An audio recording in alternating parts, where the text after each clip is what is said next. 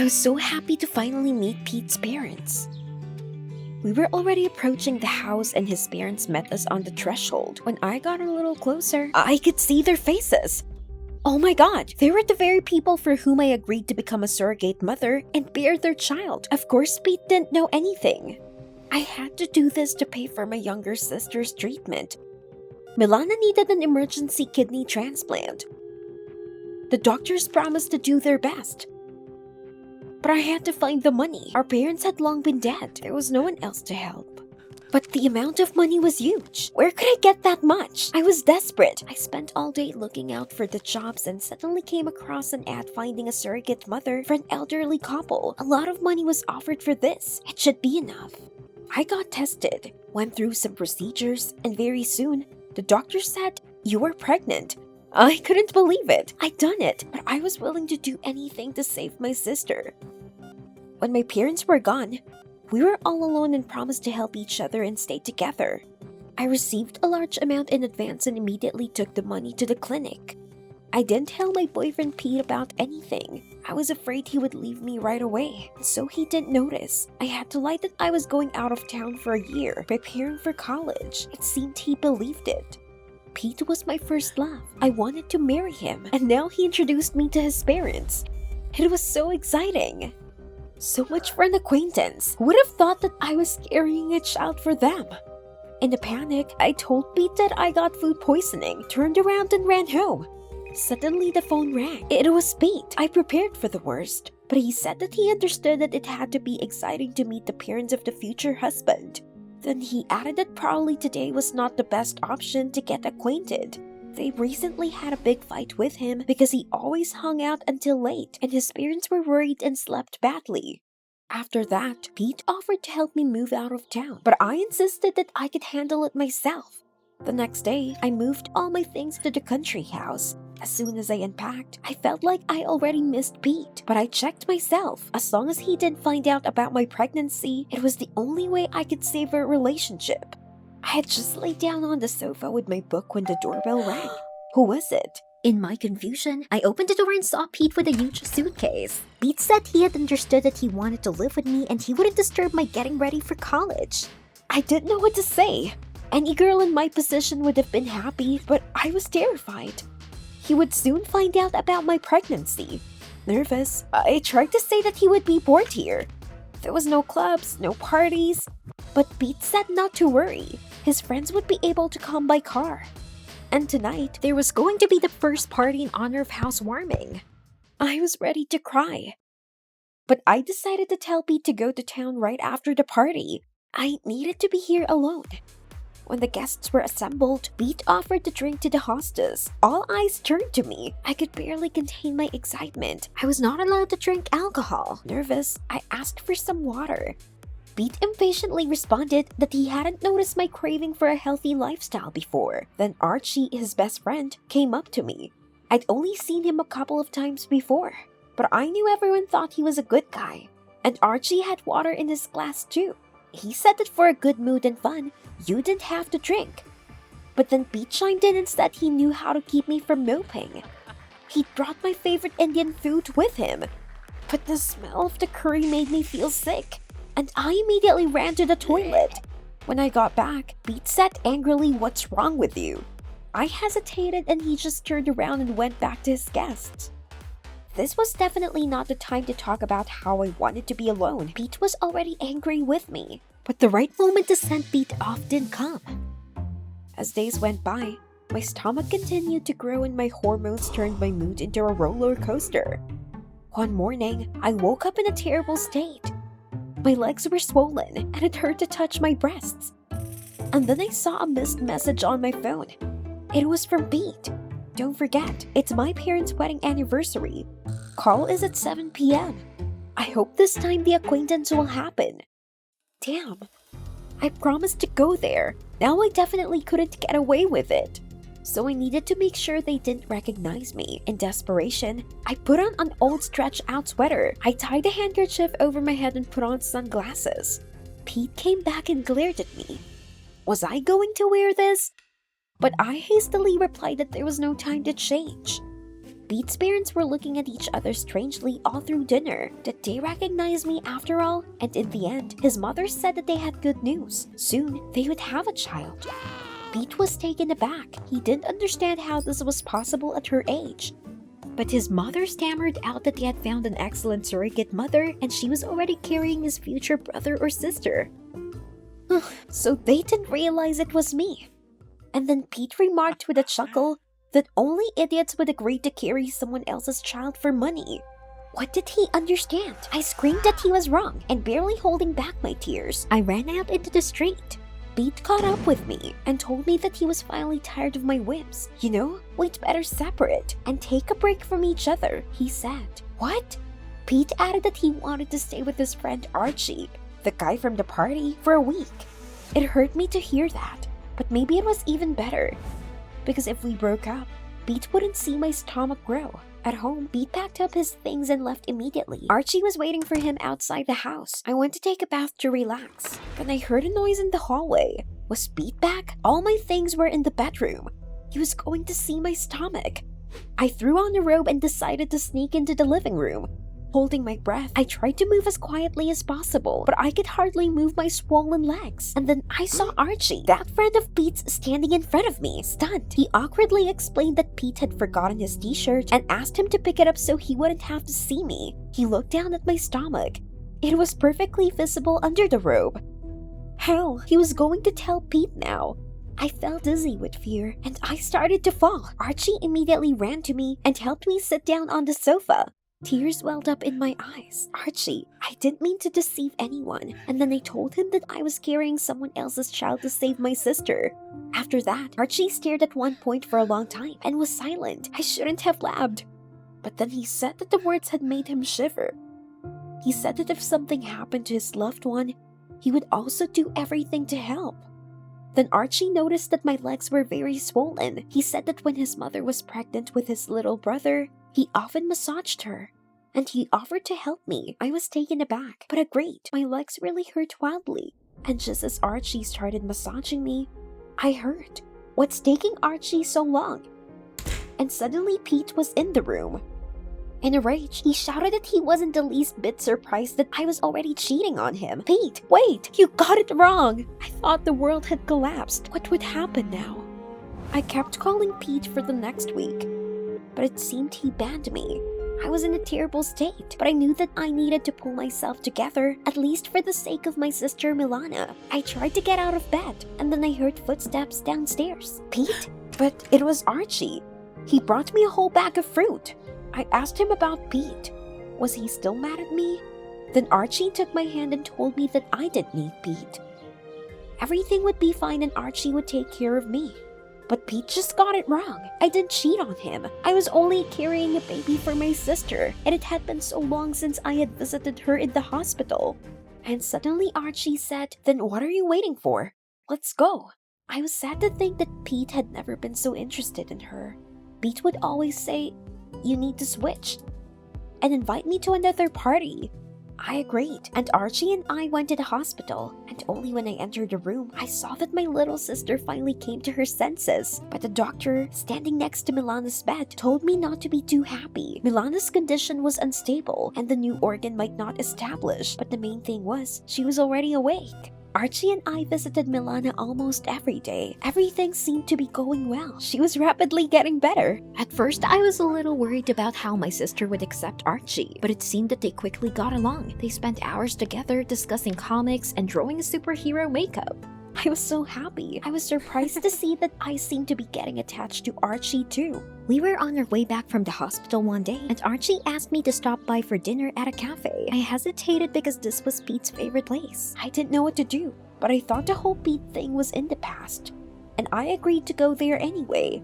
As soon as we ordered, Archie, embarrassed, said that he had been very fond of me for a long time. I was confused, but Archie added that there was no way he could admit it. Because of Pete, I felt my cheeks flush. And at that moment, I saw Pete enter the cafe. He had his arm around some blonde girl. How dare he? Then I got a message on my phone. It was from the hospital. The doctor wrote that the kidney still did not establish, and Milana urgently needed a new donor. I tried to get up, and suddenly I felt that my water seemed to break. The ground dropped away under my feet again, and I fell into the darkness. I woke up in the hospital. Archie was nowhere to be found, and neither was the baby. What about Milana? God, what's going on? But then the door swung open, and Pete's parents came in, cheering, clutching a small baby bundle to their chest. The doctor also handed me some kind of superhero badge. It was Milana's favorite badge. What did it mean? The doctor said that my sister had already recovered from the second surgery and even asked to pass me this badge as a sign of gratitude. I didn't understand anything. We made it? When did they find a donor? The doctor looked at me in surprise and said that it was my friend who gave his kidney. Archie? The doctor looked at the chart and nodded. Tears streamed down my cheeks. A month later, Milana, Archie, and I went to the ocean. I looked at the waves and thought how great it was when the difficulties were in the past. And now there was a new happy life ahead of the three of us. I turned to Archie and said, "Thank you, Archie. You're my superhero." Milana smiled cheerfully. By the way, the girl I gave birth to was named Milana. We sometimes visit her with the whole family. Did you like the video? Subscribe and like it. Support the channel. Thank you. I struggled with all my strength, but they laid me on the sacrificial altar. No, please, let me go. Mom. Dad, why don't you interfere? The freako was already reaching for my throat. Is this the end? And I had so many plans for my new life. It all started when we moved here. On the first day, I told the whole class that I wanted to be a class president, and no one seemed to like it. My classmates called me an upstart and locked me in the locker room after class. I thought I was going to stay there until morning, but my classmate Kurt rescued me. He said that he was also locked in the school closet. After that, Kurt began to choke. I was so scared. He took the inhaler out of his pocket, but his hands were shaking so badly that he dropped it. I immediately picked it up and gave it to Kurt. When he felt better, he said that he was excited by the memory of the closet. From stress, he sometimes had asthma attacks. Afterward, Kurt walked me home. I was in a great mood. I think I had a friend. And I told him he could come to me whenever he wanted. In the evening, when we were going to have dinner, the doorbell rang. It was Kurt, with his parents. It was strange that Kurt came unannounced, and with his parents, but I was glad to see him anyway, and invited them inside. Over dinner, my parents and Kurt became very friendly. They gave us a book about the Aztecs and invited us to the book club. They said that at the next meeting there, they would discuss how sacrifices helped enlightenment. I thought it was very strange to discuss such a thing in a quiet suburb, but my parents really liked it at the club. They began to disappear there and made many friends. After one meeting, my mother brought a bottle of red, smelly liquid and said it was a rabbit blood. Yes, that's what I believe. Not funny at all, Mom. But at dinner, she put it in my face. She said it was good for the body and soul. I flatly refused to drink it. A couple of days later, Kurt called and invited us to spend a weekend at his family estate. All the members of the book club would be there. My parents were happy, and I didn't want to go to the fart party. I was afraid of hurting Kurt. Besides, I'd never been to the family estates, so I agreed. Kurt's country house was huge, a whole castle in the middle of the forest, surrounded by a high fence. Near the entrance, the guards asked me to hand over my phone. Kurt explained that otherwise, the internet would distract from live communication. I had to give my phone to these big guys. We were invited to lunch. I saw huge tables with white tablecloths and my parents at one of the tables. They motioned for me to sit next to them. What a solemn atmosphere. I hope they bring me something delicious. I'm so hungry. But they brought us glasses with a thick red liquid. I immediately refused to drink it. Then some crazy old man started yelling at me, saying that I didn't respect the traditions of the community. It was the elixir of youth, rabbit blood. So Mom wasn't kidding. To drink blood? No way.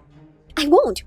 Are you crazy? The guards immediately grabbed me and led me out from the table. What's going on here? I called my parents, but they didn't even turn around. I tried to pull away, but my vision suddenly blurred. I woke up in a rabbit cage. How did this happen? I panicked, but I couldn't move. The cage was so cramped. My whole body ached from the awkward position. Why are you doing this to me? Suddenly, Kurt appeared out of the darkness with a bunch of keys. He saved me again. I started to run, but Kurt stopped me.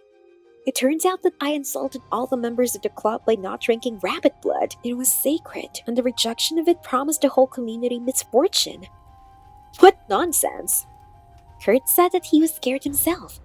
There was nothing like this at the previous meetings. But it was too dangerous to run now.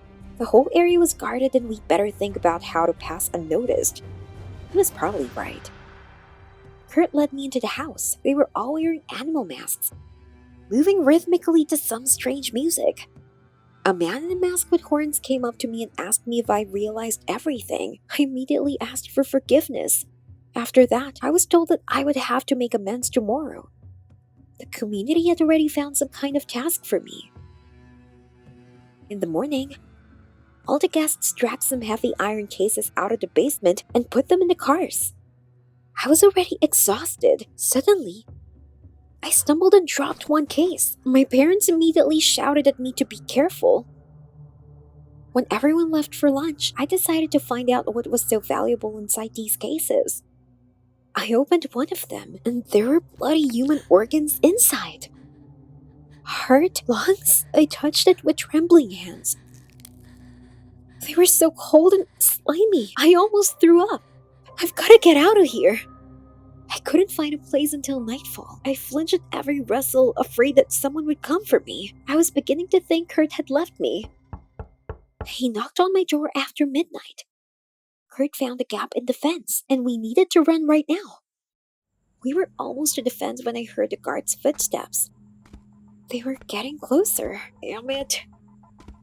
We hid behind the rose bushes. The thorns bit painfully into my arms. I couldn't help but cry out. The guard immediately pointed his flashlight at us. This was the end. Then Kurt picked up a rock from the ground and threw it in the direction of the road. The guard turned around and headed there. And we ran as fast as we could. When the estate was already far away, we decided to take a break. I had no strength left and it was terribly hot. We sat down on a fallen tree and Kurt took off his hoodie. His inhaler fell out of his pocket. I picked it up and was about to put it back when I saw the phone light up in his pocket. Kurt, where is it from? Kurt, are you with them? I jumped up and backed away. And Kurt gave me a nasty smile. I was paralyzed with fear. I ran with the last of my strength, and everything went dark. I woke up on Kurt's shoulder. He was dragging me deeper into the woods. My hands were bound by his hoodie. Let me go! I tried to pull away, but he only got angry. He said that I was honored to be chosen, that my kidneys and heart would serve the stronger and more worthy. Then I remembered the organs in the cases. I started kicking and screaming for him to let me go, but it was no use. He wasn't listening to me. Just then, Kurt carried me out into a large clearing. In the middle was a huge bonfire, next to which was an altar. It was surrounded by people in white robes, the same guests I'd seen at dinner. As soon as they noticed Kurt, they bowed oddly in front of us. For a moment, it was very quiet. Even rabbits in the huge cases did not make a sound. 2 guards grabbed me and dragged me to the altar. No, please, don't. Out of the corner of my eye, I noticed my parents among the cultists. Mom, Dad, why don't you do anything? But they didn't even look in my direction. Their eyes were fixed on Kurt, who was following me regally. I was forced down on the altar, and the rope was tightly tied around my arms. I was shouting for them to let me go. But then Kurt came up to me and the cultists started shouting his name. No, Kurt! Don't you dare touch me! His face was covered in sweat, and his hands were reaching for my throat, second by second, getting closer and closer. When suddenly, he coughed and began to choke. This was my chance. I struggled to free my hand. Isn't that what you're looking for? I was clutching the inhaler Kurt had dropped on the way. Let me go and you'll get it back. Kurt was frantically gasping for air. He just toppled over from suffocation. In the end, he turned pale and grabbed a huge cage to keep from falling. With his last breath, he nodded so that they released me. After the guards took the ropes off me, I threw the inhaler with all my might somewhere in the darkness of the night. Holding his throat, Kurt followed, disappearing into the trees. And then the cultists began to surround me. Their eyes glittered from under their hoods. I couldn't find a single drop of humanity in them. Cultists were coming from all sides. It felt like they were going to tear me apart with their hands. I was trapped. Their hands were almost touching me.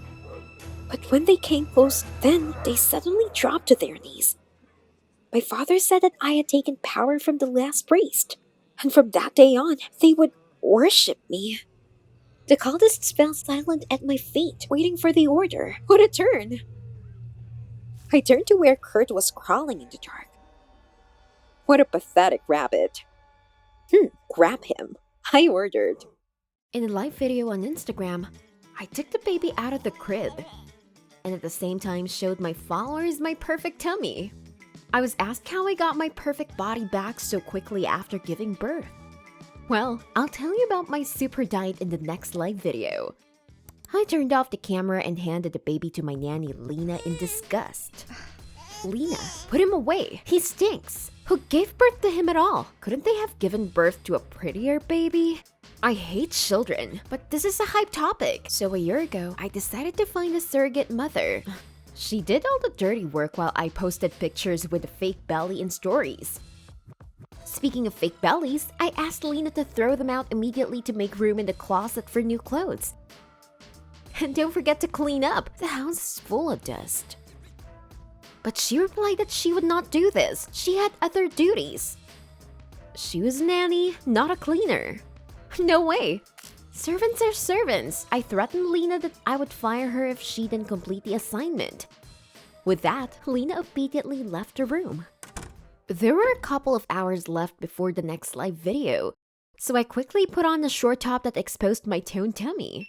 Everything was going great until one of the followers left a comment. Kiss, your stomach has terrible fat rolls. What fat rolls? But then I was flooded with comments that I would better look in the mirror first, and then stream. It hit me like an electric shock. I quickly got my bearings and said that I had technical problems. I interrupted the live video and in fear, rushed to the mirror. I thought it was the light, but no. My stomach really did look bigger, and there were some nasty fat rolls. What the hell was going on? Okay, calm down. I googled what the reason of fast weight gain could be. The portal about an inconspicuous pregnancy was the first to open in the search results, and I clicked on it. I hadn't had a boyfriend in a long time. I spent all my time on Instagram, but reading the forum, I came across some wild information that one girl got knocked up in a pool. Maybe it's the same for me. I go to the pool. I put on the first hoodie I saw and rushed to the doctor's office. The doctor did an ultrasound and said that there was no pregnancy, but there was a slight obesity in the waist area. Slight obesity? I said that I had a proper diet, and I had a couple of servants preparing everything for me. This couldn't be happening. The doctor replied that many patients ate their problems in a half-asleep state and then did not remember anything about it. I walked out of the clinic. Everything was a blur. Was I a lunatic? I couldn't think straight. I was necessary to understand everything as soon as possible, so I decided to experiment, and for this, I rushed to the store. There, with trembling hands, I picked up a jar of Nutella from the shelf. I wanted to leave it in the refrigerator overnight and see if the jar was open in the morning. What if I really went to the refrigerator at night, half asleep, and ate? A shiver ran down my spine, as if someone was watching me. Haters would destroy me if they saw what I was buying here. But some weird chick at the checkout was staring at Nutella and then at me. After a couple of seconds, she shouted loudly, "Nancy Kiss also likes sweets." God, that was the last thing I needed. I threw the money to the cashier and covering my face with my hands, literally ran to the parking lot. But this crazy chick rushed after me with the phone in her hands. No, don't you dare shoot me. I got caught in someone's car and almost fell. And the alarm went off all over the parking lot. After running another 100 meters, I found my car. Chick was not far behind. I sat behind the wheel and peeled out, almost grazing her. When I came home, I looked so bad that Nanny Lena immediately asked anxiously what had happened. Taking a deep breath, I told her about the crazy woman in the store. Lena hugged me and said that was the downside of fame. Lena used to dream of meeting me on the street too. Now she worked in my house. I took a deep breath and calmed down a little. Thank God I hid my face from the follower. But the phone started bursting with notifications. They poured one after another. Hundreds of users marked me on some photo. With growing anxiety, I opened the post and saw myself from behind. The sweatshirt I accidentally grabbed turned out to be a branded sweatshirt with my Instagram nickname at Nancy Kiss. But that wasn't the worst part. The worst part was that I looked fat in that photo. Very fat. They wrote that I was just a fatso. And my diet was a complete fraud. Followers began to unfollow one by one. My Instagram was already emptying. My life was collapsing before my eyes, and my stomach was getting bigger. I didn't know what was going on, and it was driving me crazy. Lying in bed, I didn't scroll through my Instagram feed for the first time in my life, but instead hoped to get to sleep and forget about this nightmare. All night I dreamed that I swelled up like a huge balloon and finally burst. The pop woke me up. There was a sticky cold sweat on my forehead. Getting out of bed, I immediately looked at my stomach. It already really looked like a pregnant woman's. I rushed to the refrigerator, but the Nutella wasn't touched. And I saw a missed call from John, my agent. Trying not to panic, I called back. John was casual, but he was trying to find out why my sweatshirt with my nickname was so tight around my sides. I made excuses that it was just an angle. The sweatshirt shrank after washing. John reminded me of the live video I'd promised my followers. In 3 days, I had to talk about my diet in a stream with advertising partners. 3 days before the live video. It was urgent to do something with the stomach. I worked myself out and drank only the hot water Lena left at my door. But no matter how hard I tried, there were fewer followers. And I got fatter and fatter. Soon I couldn't even fit into a tracksuit. When I was a few hours away from the live video, I realized that my methods were not working. Then I rushed to the shapewear store. Instagram had not paid for a week. There was still some money on the card. I bought a huge corset with it. I couldn't believe I was buying it for myself. When I got home, I laced myself so hard I could barely breathe, but I still struggled into my widest hoodie. I was completely broken, but I gathered my strength, chose a good angle, and started the live video. As soon as I was live streaming, the haters immediately bombarded me with comments that I not only had a stomach, but also my brain was swollen with fat. They were furious that I decided to show up on Instagram in such a form, wrote that they were disappointed in me. I could not resist, interrupted stream and began to sob in the next room. A child immediately began to cry. Lena came in and told me that there was always a chance to make things right. Maybe I just needed to change my attitude. iMotion screamed that she was not hired to be a smartass, so she could get out of my house. When she left, I sat down at my laptop to play Bubble Shooter to calm down, and wow, I saw a dozen letters from advertisers. Finally, they showed up. But there were reports that all contracts with me were finally terminated.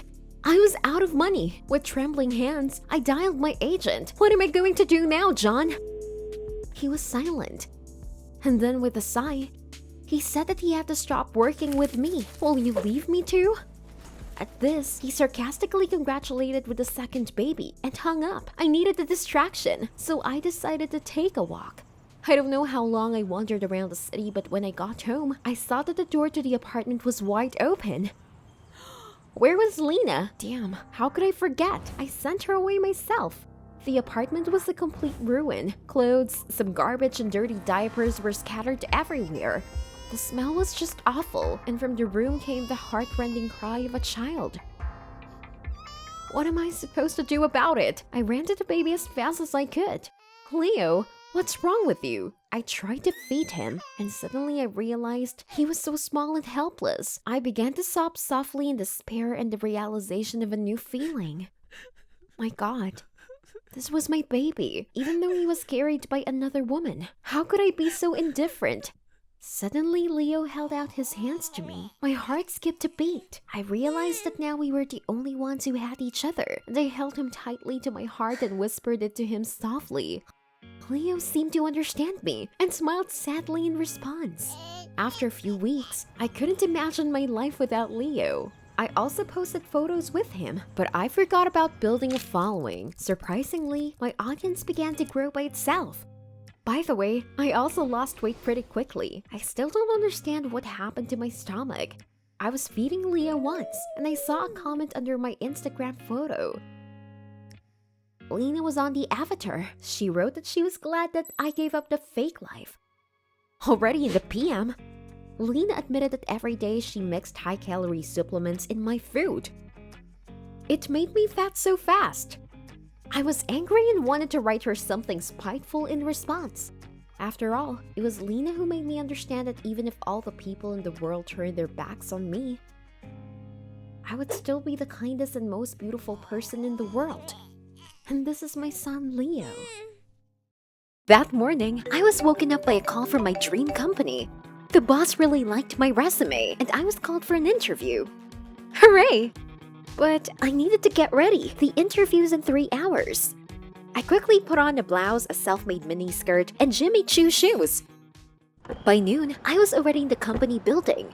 But due to traffic jams, I had only 5 minutes left before the meeting. I rushed to the elevator. But hell, it was broken. In desperation, I even glanced at the stairs. But climbing to the 45th floor in shoes was not an option. A scowling man in an expensive suit who was standing nearby cursed and said that there was a freight elevator at the other end of the building and went there. I and Beauty with great hair followed him. There was another guy near the freight elevator. He smiled at me, so cute and positive. His face looked familiar. The doors opened. I hesitated for a second. I was scared to go alone with 3 men in this gloomy elevator. I looked at my watch. Only a minute left to get to the 45th floor. There was no choice. Inside, the cabin didn't look like much, and the elevator was clearly rarely used. We were going awfully slow, and I couldn't help but give every stranger in the elevator a nickname. The one who brought us here, very confused, was Nerd. I'd already given Beauty a nickname, and the one at the elevator was Pretty. It was probably the 100th time I looked at my watch. 12:05, that's it, I'm late. Now my career was over. I was so upset. Suddenly, the cabin swayed violently and I couldn't resist falling on top of Pretty. The elevator stopped. Beauty immediately started freaking out and pressed the button to call the dispatcher. But no one answered him. The elevator stood still. Nerd tried to calm us down, said that he already got stuck in this building, and we could be released soon. I took out my phone, but there was no connection. Nerd also checked and said that it looked like there was no signal in this damn elevator. Damn it, looked like we were trapped. 10 minutes passed, but the elevator didn't move. Nerd thoughtfully said that it was strange. It should not be so. The elevator might have been seriously damaged. I felt uneasy. Beauty started whining that he would sue these repairmen and everyone in this building. He slammed his fist into the speaker. That's nervous. I cried out in surprise, and Nerd suggested that maybe the connection in the elevator was damaged during braking. But it still needed to be fixed. We were waiting. I felt terrible around 3 men I didn't know. At one point, I thought I was suffocating. Suddenly, the elevator creaked loudly and jerked down. We flew several floors, and I already said goodbye to life. In the end, the cap braked and we fell to the floor. I hit the floor so hard and saw that I had broken the heel of my expensive shoes. Heck! Beauty stopped yelling, and now he was silently shaking with fear. Nerd was swearing loudly, and Pretty pressed himself against the wall and gripped the railing with his fingers. The elevator rocked and creaked softly. It seemed that one careless movement and it would collapse. Besides, I thought I smelled smoke. I got scared and started shaking. Pretty came up to me and put his hand on my shoulder. He started saying that everything was fine and we would manage. Finally, we heard some static and the dispatcher's voice. There is a fire in the building. I repeat, there's a fire in the building. Don't panic. Help is on the way. Immediately, the connection was cut off. I was afraid that we were lost and I started banging on the elevator door with all my might, but Nerd stopped me. We heard again from the speaker, "We'll get you out. Don't try to open the elevator door yourself." Then the dispatcher went offline again. Beauty started yelling that the Mercedes he borrowed was parked right in front of the building, and that he had to save his car. Nerd shut him up and suggested that we follow the instructions if we want to wait for rescuers. We need to sit on the floor, so there's more chance of not suffocating. We all slid down, and sure enough, there was less of a burning smell. While Nerd was thinking about something in silence, Pretty tried to distract me. He asked me about everything, joked, but then his gaze lingered on my face. He stopped abruptly and swallowed. His eyes were blazing madly. That look sent a chill down my spine. And the Nerd abruptly blurted out that we needed to get ourselves out. We would probably run out of oxygen before the rescue team found us, especially if we continued to panic. We needed to open the elevator doors. Nerd quickly got to his feet and began to pull off the handrail to use it as a lever for the doors. The elevator shook again. We were going to crash. Pretty tried to stop him, but he didn't want to listen to anyone. Then he put his hand on his shoulder. But Nerd threw it off and said, "Don't touch me, okay?" He looked menacing and Pretty immediately retreated. Damn, I was so scared.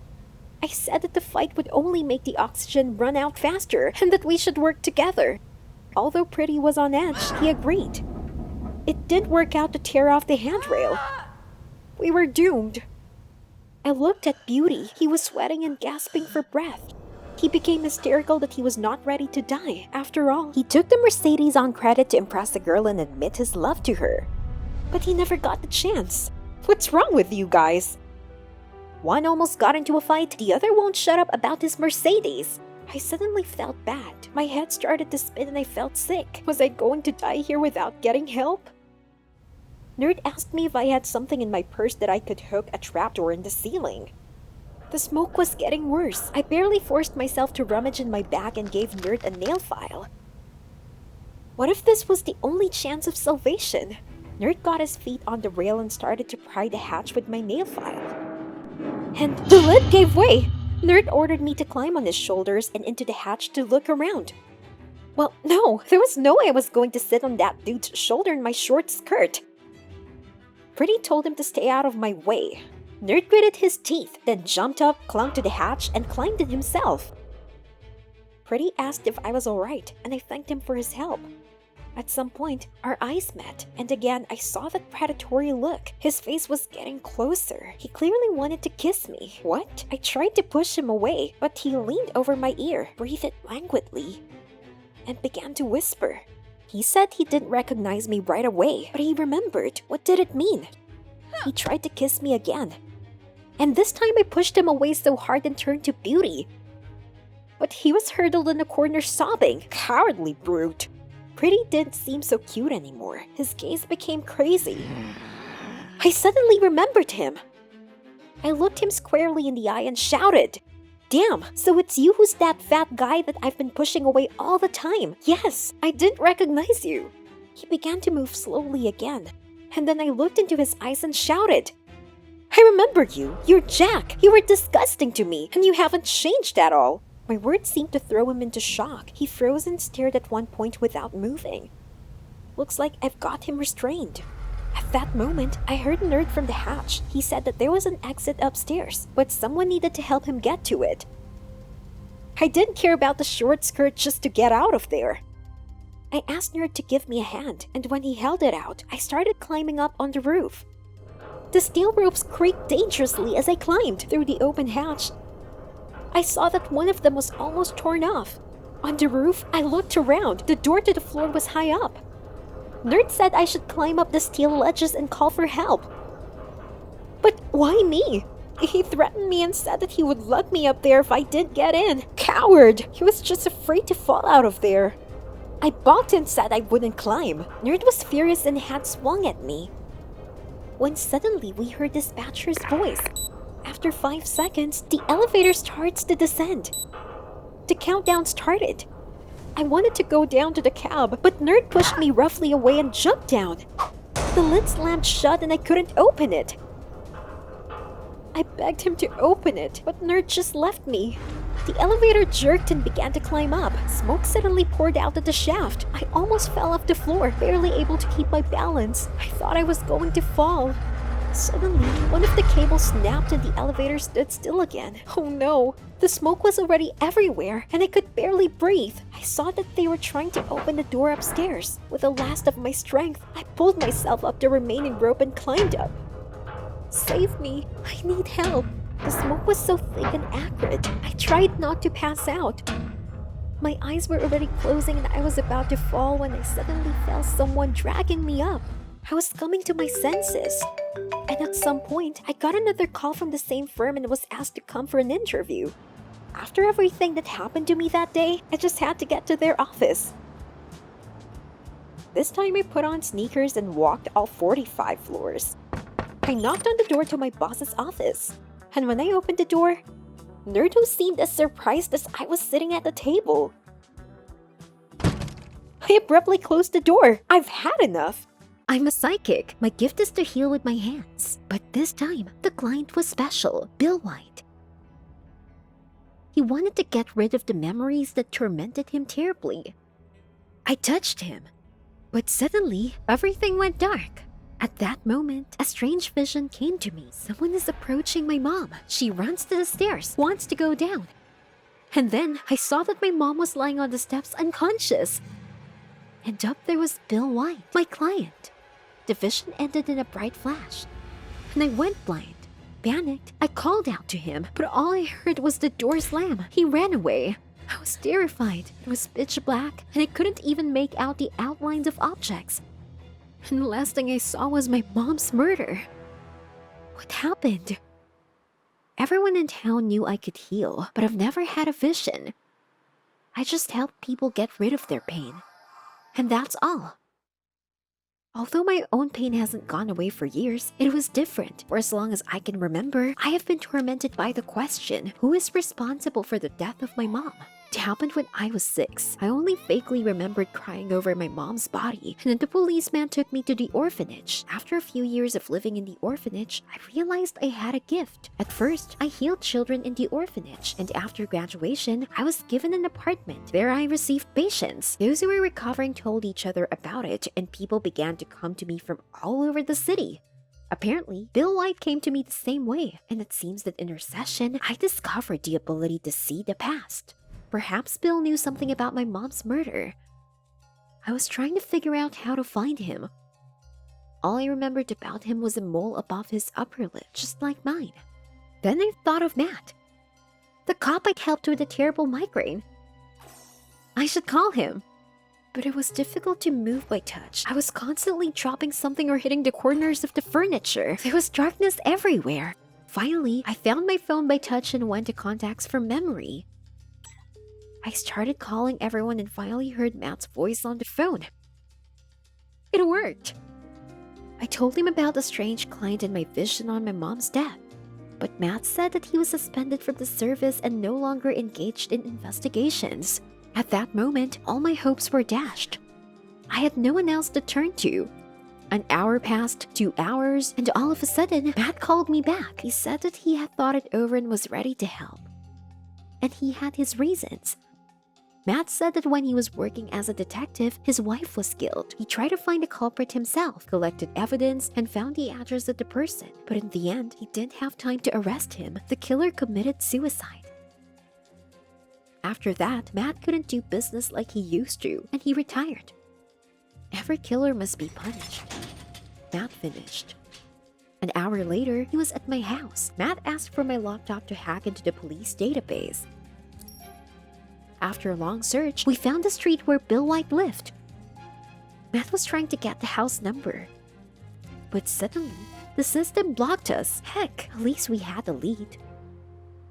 In the evening, we reached the outskirts of the city. We had to look for White here. We went to all the houses on the street. No one heard of Bill. We were already going back. Then Matt noticed the house with boarded up windows. We got closer and went up to the porch, and suddenly, I felt dizzy. I grabbed a railing and the vision came to me again. Fake images appeared and I realized that Bill White was definitely here. We had to get inside the house. Matt kept saying that there was a patrol running around the area, and if we got caught, we'd be arrested for breaking and entering. But I said that I would go alone or with him. I would get into this house. Matt sighed heavily and agreed. With a terrible crash, he broke off a couple of boards at the entrance to the house. I froze. Did someone hear us?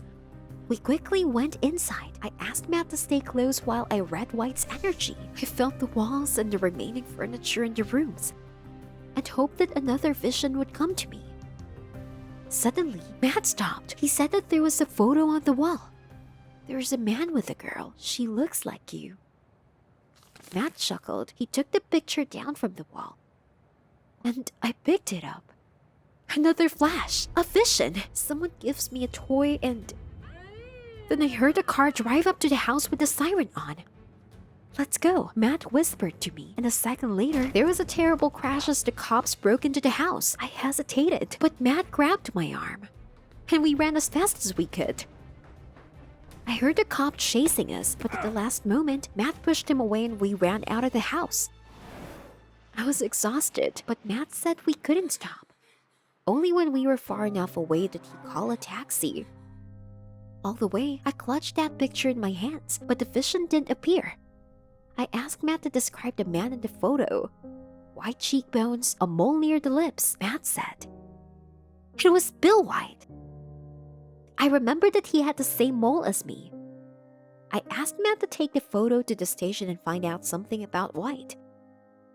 Who was this girl? Maybe she would give us another clue.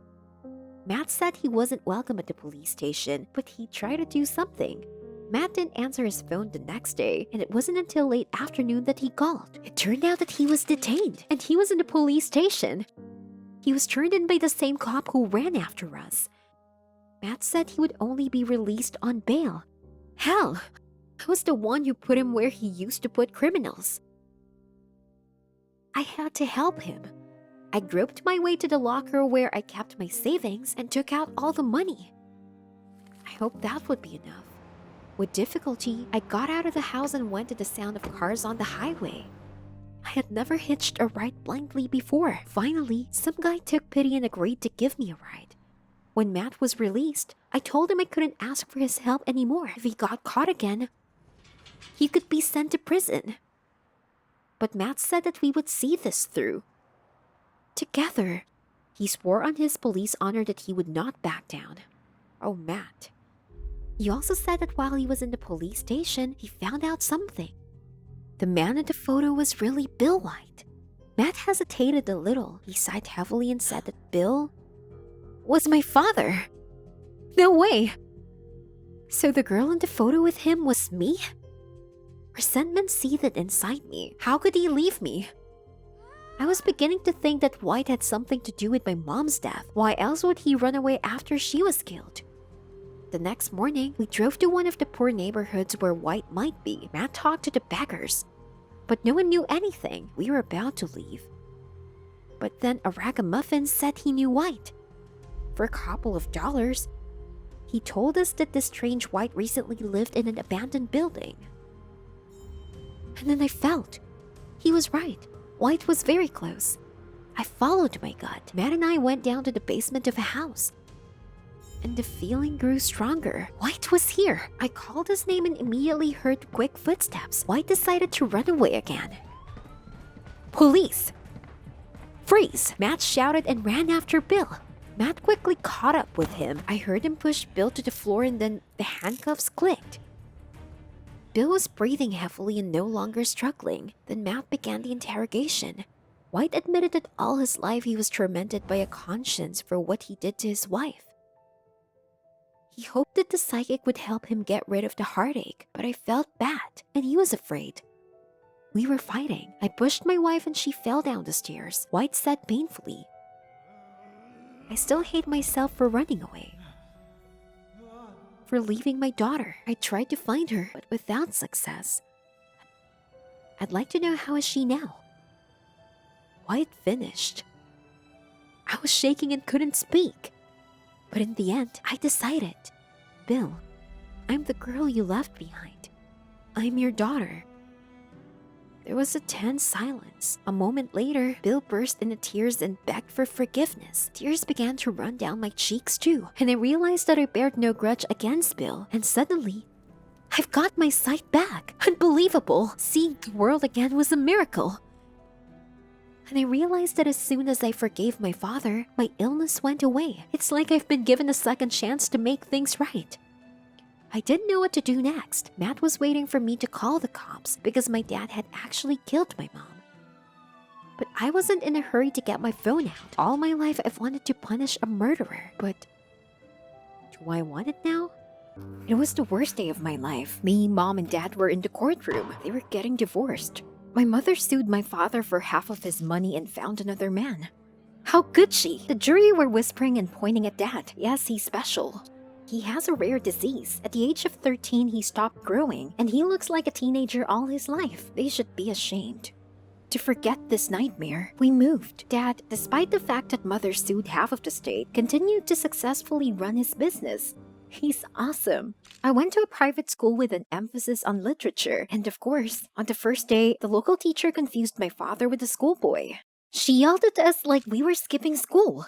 The next day, my dad decided to please me. It was almost Christmas, and he brought gorgeous Christmas tree with beautiful decorations and garlands to the school hall. It looked like a jewelry boutique on a tree. When that teacher, Amber, saw dad with the tree, she immediately understood everything. She started to apologize for that yesterday's confuse. Well, of course, my kind dad made a joke of it and continued to chat with her sweetly. My dad just doesn't hold a grudge. Lucky for you, Amber. Christmas dinner was coming up and dad called the guests, though didn't say whom. I decided to show off and prepared my signature dish, a ham. The evening promised to be fabulous, but I definitely didn't expect such guests.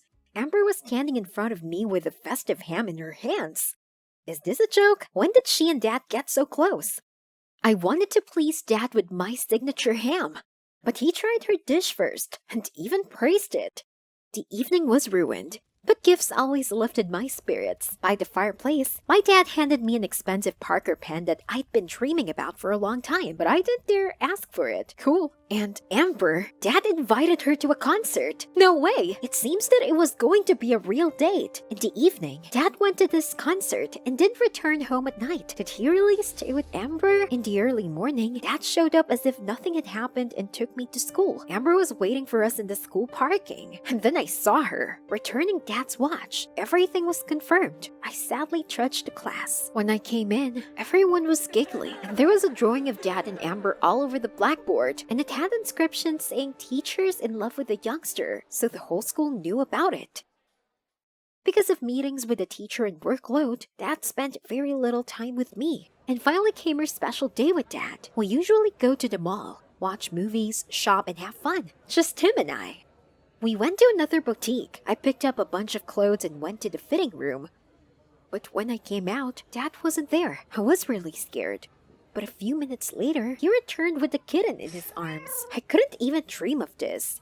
But of course, the gift wasn't for me. We took Fuzzy to Amber's. I was starting to hate her. I tried to tell my father that they weren't a couple, but he wouldn't listen. Amber this, Amber that. She got into her family and no one even asked me because she's perfect. No one's perfect. She opened the door all dressed up. And from her conversation with dad, I realized that they were going to a restaurant.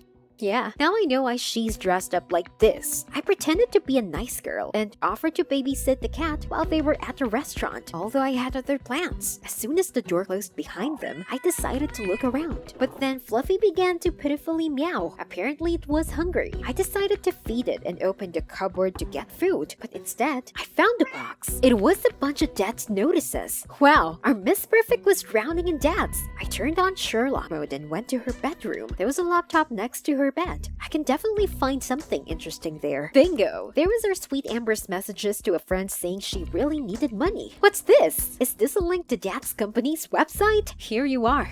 I heard the sound of an approaching car outside the window, but when the door opened, all I saw was Amber. Dad was called to another emergency meeting. I don't know who was more upset, me or the teacher. To give Amber her due, she played her part well, even offering to give me a ride home. She never stopped talking during the ride, and in the end, she suddenly gave out that she loved my dad. What kind of a liar was she? I told her what I thought and ran away. I was so disgusted. I tossed and turned all night, and I don't even remember when I fell asleep. In the morning, I was woken up by the smell of fresh pancakes. I ran to the kitchen without even changing my pajamas. I haven't seen my dad this happy in a long time. When I asked what time he came back, it turned out that he hadn't spent the night at home again. He was out with Amber all night, and then I exploded. I told him that she only wanted money from him. I wanted to tell him about the debts and loans, but he abruptly cut me off. It was the first time I'd seen my father so angry. He said that he understood that I decided to come up with some hooey about Amber out of jealousy, and sternly added that I better not get involved in adult matters that I don't understand yet. I couldn't hold back my tears. But Dad, what about... He came up to his senses and began to speak more softly, but I didn't back down. I kept saying she was trying to trick him. I had just started talking about the messages when Dad said that Amber and I needed to get to know each other, and we were all going to paintball together. Well, perfect. We ran into Amber's ex on the paintball field. You should have seen her face at that moment. Her ex began to bully my dad, calling him a baby and child. How dare he? Amber immediately answered him and he blushed and left. For a second, I even respected her, but only for a second. I've seen all the evidence.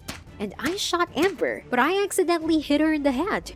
I did want it, but she immediately left, saying that she had to teach someone extra classes. We didn't play anymore because Dad was in a bad mood. I felt guilty and tried to apologize, but he interrupted me and said that I had disappointed him. It hurt me. The next day I came to school in a bad mood, but my stupid classmates jumped on me right from the doorway. Like I got an A in literature because I'm now the teacher's favorite. Were they even serious? I couldn't bear it and ran away into the hall.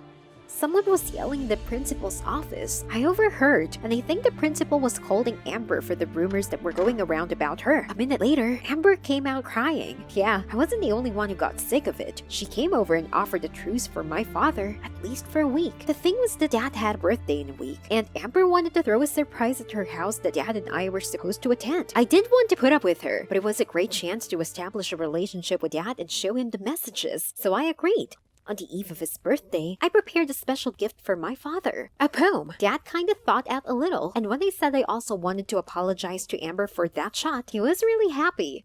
It was a big surprise. Amber had all Dad's colleagues and friends in the house. When did she get to know them? While everyone was hanging out, I slipped away to look for a laptop with a cherished chat. I just found it and was about to leave when I bumped into Amber at the door. She saw the laptop in my hands and immediately started clucking. Like you can't break into someone else's room like that. Blah blah. Did you have the right to break into my life? Dad came running at the noise, barely restraining my joy. I showed him the chat. See, Dad, I told you, all she wants from you is money. You should have seen the teacher's face. She blushed, confessed her debts and loans, and said she didn't want to involve him in her problems. She can handle everything on her own. Yes, of course. Sure, we believed you. But my father said he believed her. He closed the laptop without even looking at the chat and explained that Amber was in a difficult situation. Again, that dry tone, as if we were strangers. I couldn't stand it any longer and ran away. I hate Amber. Even at home, I couldn't hide from this snake. Dad used their picture as a wallpaper on his laptop. I had to do something. And then I got an idea. It may be cruel, but I decided to leak a photo of Dad and Amber kissing in the internet from an anonymous account. Let everyone think that the teacher seduced the student. I think neither the school nor the authorities will be happy about this. And Amber will get punished. Yes, Dad, I used your illness, but it's for your own good. I'm sorry. In the morning, I was wildly embarrassed and left for school early. There was a chaos. The photos spread all over the city. Journalists and police arrived. Was she really going to jail? Suddenly, Dad appeared. When he saw the crowd, he asked what was the matter. A minute later, the police were escorting Amber out. She looked very confused and I couldn't look her in the eye. Dad still didn't understand what had happened. While we were waiting for Amber at the station, my shocked dad was reading an article on the internet where there was a photo of him and Amber with a headline, "Photo of a teacher kissing a teenager turned out to be fake." He couldn't understand who could have done such a cruel thing to him, and I was embarrassedly silent. Soon, Amber was released. The cop asked her if she would file a libel complaint, but she refused. She knew I was behind it, though. I was afraid that she would tell father, but all Amber told Dad was that they needed to break up, and then she quickly left. After that, Dad called her and even came to her place, but she ignored him. Dad got depressed and was all because of me. Did he really fall in love with her? I brought up the chat theme once again, and then I found out the truth. It turns out that Amber didn't need the money. She wrote about her mother, who needed an expensive surgery, and she had already gotten loans when Amber and Dad got together, so it turns out that her feelings were sincere. I tried to find Amber at school to apologize, but the scandal was so big that she was fired. I steeled myself to tell my dad the truth. I was the one who did it, and I was the one who made Amber leave Dad. I'd never spoken so sincerely in my life as I did at that moment.